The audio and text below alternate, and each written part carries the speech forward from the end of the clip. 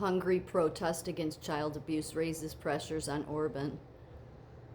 Yeah, I think that this is why,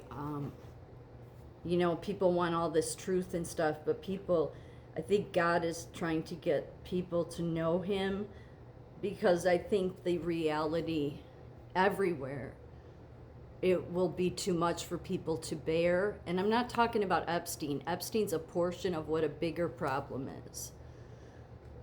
Tens of thousands of Hungarians marched through Budapest on Saturday to Prime Minister Viktor Orban's offices, demanding his resignation over a deepening child abuse scandal at state-run juvenile facilities.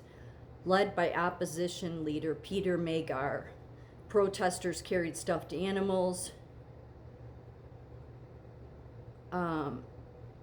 and torches behind a banner reading "Protect the Children" as they crossed from downtown Pest to Orban's office on Castle. At least 50,000 demonstrators took to the streets in what represents the most serious political challenge to Orban's 15-year rule ahead of parliamentary elections expected in April. Magyar's Tiza party currently leads in opinion polls. The shocking revelations trigger a political crisis. The march followed Magyar's Friday release of a previously unpublished 2021 government report revealing over 3,300 suspected cases of child abuse in state facilities, affecting more than a fifth of children in state care. According to Magyar's analysis, more than 320 children were victims of sexual abuse, while 77 cases involved abuse by adults. The government has said the 2021 report was forwarded to authorities in 2022. Public anger intensified this week after disturbing surveillance footage emerged showing the former director of the Sloslow Street Juvenile Detention Center kicking a boy in the head. The video, published by opposition activist and former lawmaker Peter Zsuzsa, led to the resignation of the center's acting director. Prosecutors announced Wednesday that 7 people have been detained at the state-run Budapest Juvenile Center, though none have been formally charged.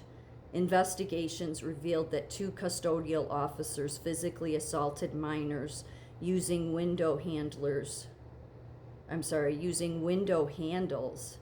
to strike their heads. Prosecutors are also investigating the former director for allegedly running a prostitution ring, money laundering, and human trafficking. Unfortunately, I believe that's it's in every state in this, here. It's everywhere in the world. That's why, ever since entering nursing, I've just, my first nursing job was seeing what state kids, how little, nobody gave a shit about them. They're just expendable.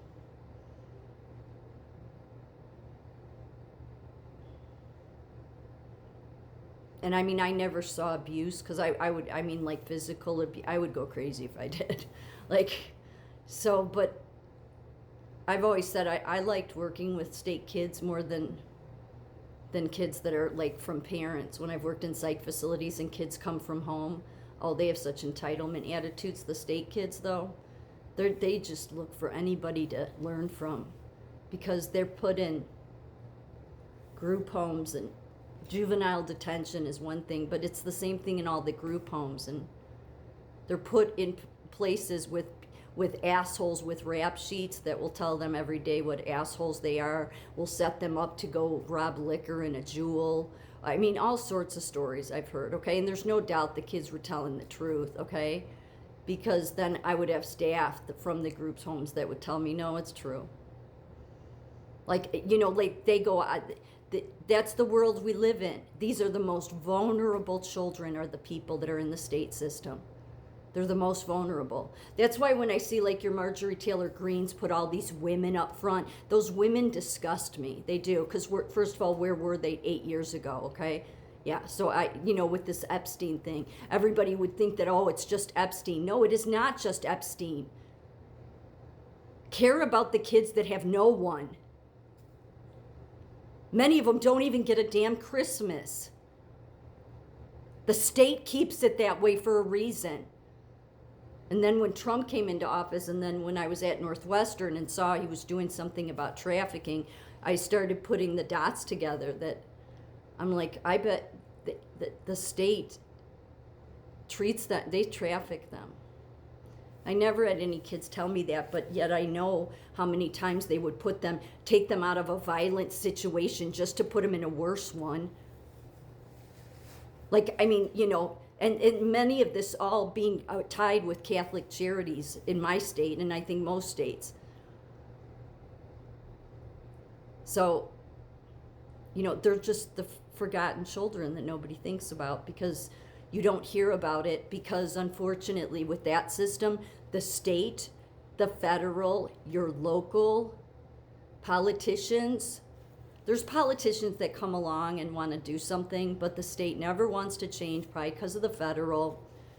I don't know, but because I think, God only knows. But these are children you never know about. So in my opinion, maybe the reason you haven't been given everything that you're waiting to receive, about Epstein and all that, is you need to come fully awake. And in order to do that, you need to turn to God and know God. Because if he were to give it all to you before you know him, or most of the people know him, you wouldn't be able to handle it. Okay? You wouldn't be able to handle it. It's not just an Epstein thing. So, I was glad to see Melania Trump has an initiative with all this, with foster kids, and Trump just signed something, and I believe something will get done with that. Because they've never been protected, and because and it's not just the politicians at the state, local, and federal. It's most especially your state. Okay, I can't say for sure. I'm sure the federal plays into that, but your state politicians and your media protect the dirtbags. They do. They protect DCFS, Department of Children and Family Services. I know it firsthand how they'll protect them. And they won't report it. So then the world is never aware that there's these children, so many of them. Like little ones, they can usually find somebody that'll adopt them. I mean, like toddlers, they can usually find somebody that will adopt them, even if they have some behavioral stuff going on. But the adolescents, no, they won't. And so then they put them in group homes where they just get worse. And then everybody just gives up on them because that's what they want people to do. And to me, it's like I wouldn't give up on those kids, because they had more resilience than kids I would see that came from families, really. They didn't have that entitlement attitude. I mean, you say something positive to those kids and it's like, it means the world to them. They're used to hearing what assholes they are. No child should be treated like that ever. Never. These are behavioral issues, yet they put them on all these damn meds. It's ridiculous. It's so fucking ridiculous. Because a lot of it, it's a matter of, they need love. They need love. They don't have families.